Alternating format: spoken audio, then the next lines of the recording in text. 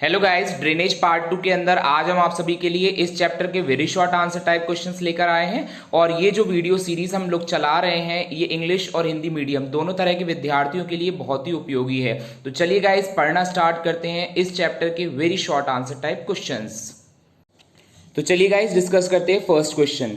First question है write the definition of drainage, अर्थात जल निकास की परिभाषा लिखिए। आंसर दोस्तों, to increase crop yield artificially draining unnecessary water from the land surface और under surface is called drainage. अर्थात दोस्तों, फसल की पैदावार बढ़ाने हेतु भूमि की सतह अथवा अधो सतह से अनावश्यक जल को बाहर निकालना ही जल निकास कहलाता है। या हम अपनी भाषा में इसको कह सकते हैं कि removal of unnecessary water from the field is called drainage. Second question, name the methods of drainage, अर्थात जल निकास के तरीकों या विधियों के नाम लिखिए।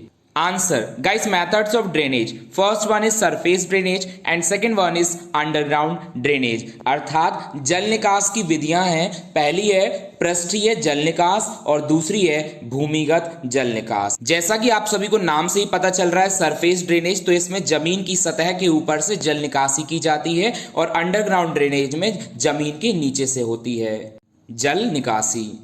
Next question, right any two benefits of underground drainage, अर्थात भूमिगत जल निकास के कोई दो लाभ लिखिए।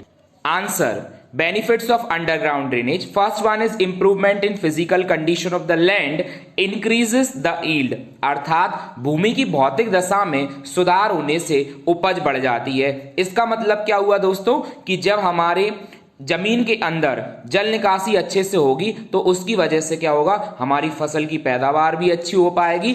अन्यथा क्या होगा, जब जल निकासी अच्छी नहीं होगी तो उसकी वजह से क्या हो सकता है, हमारी फसल के गलने के चांसेस भी बहुत ज्यादा होते हैं। Second one is facilitate in carrying out agricultural activities, अर्थात कृषि क्रियाओं को करने में सुविधा हो जाती है। अब कृषि क्रियाएं जैसे कि हकाई, बुवाई, है ना, कटाई और इस तरह की सारी प्रक्रियाएं हम आसानी से कर सकते हैं यदि हमारी जमीन के अंदर जल निकासी अच्छी है तो। Question number fourth is right any two benefits of surface drainage, अर्थात सतही जल निकास के कोई दो लाभ लिखिए। Answer surface water benefits from drainage, first increases air circulation in the land, अर्थात भूमि में वायु संचार बढ़ता है। मतलब जब जल निकासी अच्छी होगी तो मिट्टी के अंदर से एयर सर्कुलेशन भी अच्छी तरीके से हो पाएगा।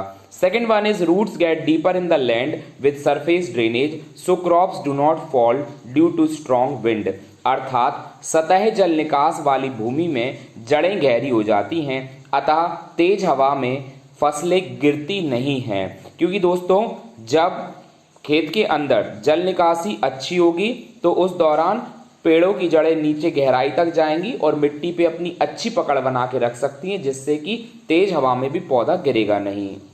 Question number fifth, write down the two major losses of crops due to excessive irrigation, अर्थात फसलों में अधिक सिंचाई से होने वाली दो प्रमुख हानियां लिखिए। Answer the physical condition of the land deteriorates due to which the yield decreases, अर्थात भूमि की भौतिक दशा खराब हो जाती है जिससे कि पैदावार घट जाती है। तो यही बात है दोस्तों कि अगर फसलों में अधिक सिंचाई की जाएगी तो उसकी वजह से हमारी मिट्टी की जो स्थिति है वो खराब हो जाएगी और हमारी पैदावार कम होगी, क्योंकि हमारी फसलों के गलने के जो संभावना है वो बढ़ जाएगी। Second point, the activity of bacteria in the land decreases, अर्थात भूमि में जीवाणुओं की सक्रियता जो है वो कम हो जाती है। जैसा कि आप लोग जानते होंगे, जैसे लेग्यूमिनस प्लांट्स में नाइट्रोजन फिक्सिंग बैक्टीरिया उनके रूट नोड्यूल्स के अंदर रहते हैं तो वो बेनिफिशियल हैं क्योंकि वो नाइट्रोजन फिक्सेशन में हेल्प कर रहे हैं, लेकिन एक्सेसिव इरिगेशन के कारण इन सभी पर इफेक्ट पड़ता है। Question number sixth, what is the harm caused by making a raw drain for drainage, that is right any two losses, अर्थात जल निकास के लिए कच्ची नाली बनाने से क्या हानियां होती हैं, इसकी कोई दो हानियां लिखिए। Answer point number one, raw drains are not permanent, अर्थात कच्ची नालियां स्थायी नहीं होती हैं।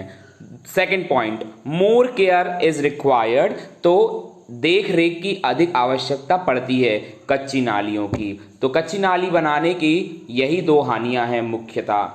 क्वेश्चन नंबर 7 और आज की हमारी वीडियो का last question, right any two conditions for the accumulation of more water in the land, अर्थात भूमि में अधिक जल एकत्रित होने की कोई दो स्थितियां लिखिए।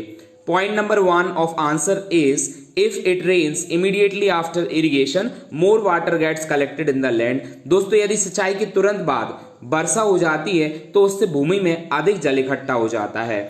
Point number 2 is due to the hard surface in the subsoil, water does not reach the bottom layers and gets collected on the upper surface। अर्थात दोस्तों यदि अधो भूमि में कड़ी सतह है तो उसके कारण पानी नीचे की सतह में नहीं पहुंच पाता तथा ऊपरी सतह में ही इकट्ठा हो जाता है। तो दोस्तों इन दोनों परिस्थितियों के अंदर खेत के अंदर पानी इकट्ठा होने की संभावना रहती है। तो गाइस आज की वीडियो में बस इतना ही। नेक्स्ट वीडियो में मिलते हैं ड्रेनेज पार्ट 3 के साथ, जिसके अंदर हम लोग इस चैप्टर के शॉर्ट आंसर टाइप क्वेश्चंस पढ़ेंगे। और जब तक के लिए आप लोग बने रहिए हमारे साथ और मन लगाकर पढ़ाई करते रहिएगा। यदि आप लोगों ने अभी तक हमारा चैनल सब्सक्राइब नहीं किया तो चैनल सब्सक्राइब कर लीजिए।